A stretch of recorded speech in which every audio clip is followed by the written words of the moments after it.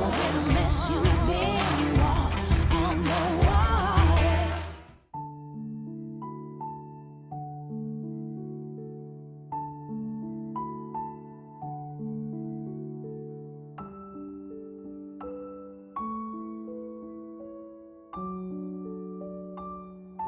ഈശോ മിശിഹായിക്ക് സ്തുതിയായിരിക്കട്ടെ.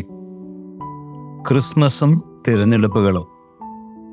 ക്രിസ്തുവിൽ ഏറ്റവും സ്നേഹമുള്ളവരെ, ഈ ആഗമനകാല ഒരുക്കത്തിൽ ഇന്ന് നമ്മൾ ചിന്തിക്കുന്നതും ധ്യാനിക്കുന്നതും ഉണ്ണിയേശുവിനെ കുറിച്ചാണ്. ഈ കഴിഞ്ഞ 2.5 ആഴ്ചകളിലായിട്ട് നമ്മൾ ധ്യാനിച്ചിരുന്നത് എപ്രകാരം പല ആളുകൾ, പല സാഹചര്യങ്ങൾ, പല സാധനങ്ങൾ ക്രിസ്തുവിൻ്റെ ജനനത്തിനായിട്ട് തിരഞ്ഞെടുക്കപ്പെട്ടു എന്നതിനെക്കുറിച്ചാണ്.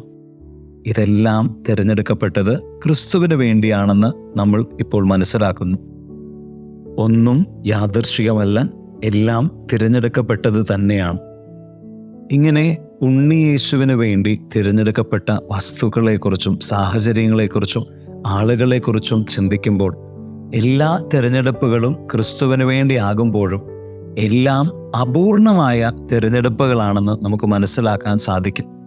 എവിടെയൊക്കെയോ കുറവുകളുള്ള മനുഷ്യർ, എവിടെയൊക്കെയോ കുറവുകളുള്ള സാഹചര്യങ്ങളും വസ്തുക്കളുമൊക്കെ തന്നെയാണ് ഉണ്ണിയേശുവിന് വേണ്ടിയിട്ട്, ഉണ്ണിയേശുവിൻ്റെ ജനനത്തിനായിട്ട് തിരഞ്ഞെടുക്കപ്പെടുന്നത്. ഒന്നും പെർഫെക്റ്റ് അല്ല. അത് ആട്ടിടയന്മാരായിക്കോട്ടെ, പിള്ളക്കച്ചയായിക്കോട്ടെ, ഒരു കഴുതയായിക്കോട്ടെ, സക്കറിയയും എലിസബത്തും ആയിക്കോട്ടെ, ഇങ്ങനെ എന്തു നോക്കിയാലും അപൂർണതകൾ നിറഞ്ഞ ഒരു തിരഞ്ഞെടുപ്പാണ് ക്രിസ്തുവിന് വേണ്ടിയായിട്ട് ദൈവം ഒരുക്കി വച്ചിരുന്നത്. എന്തുകൊണ്ടായിരിക്കും കർത്താവ് ഇങ്ങനെ, പിതാവായ ദൈവം ഇങ്ങനെ ചെയ്തത്?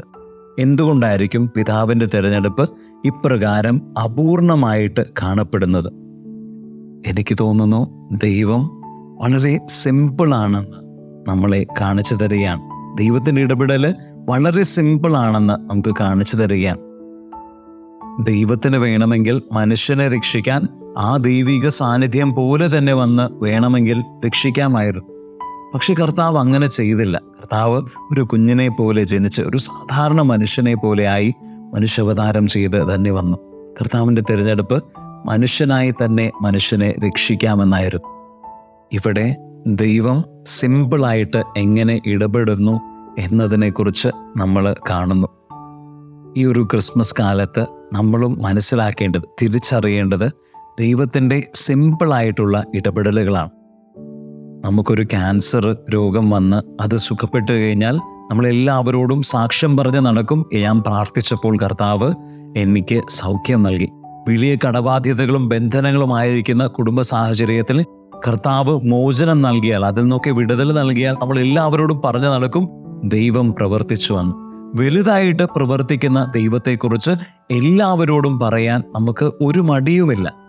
പക്ഷേ എല്ലാ ദിവസവും എല്ലാ നേരവും കർത്താവ് നമ്മളെ പരിപാലിക്കുകയും സംരക്ഷിക്കുകയും അനുഗ്രഹിക്കുകയും ചെയ്യുന്ന ആ നിമിഷങ്ങളെക്കുറിച്ച് സാക്ഷ്യപ്പെടുത്താനോ അത് തിരിച്ചറിയാനോ നമ്മൾ ശ്രമിക്കുന്നുണ്ടോ? കർത്താവ് ചെറിയ രീതിയിലൊക്കെ നമ്മുടെ ജീവിതത്തിൽ മുഴുവൻ സമയം ഇടപെടുന്നതിനെക്കുറിച്ച് നമ്മൾ ബോധവാന്മാരാണോ എന്ന് ചിന്തിക്കുന്നത് നല്ലതായിരിക്കും.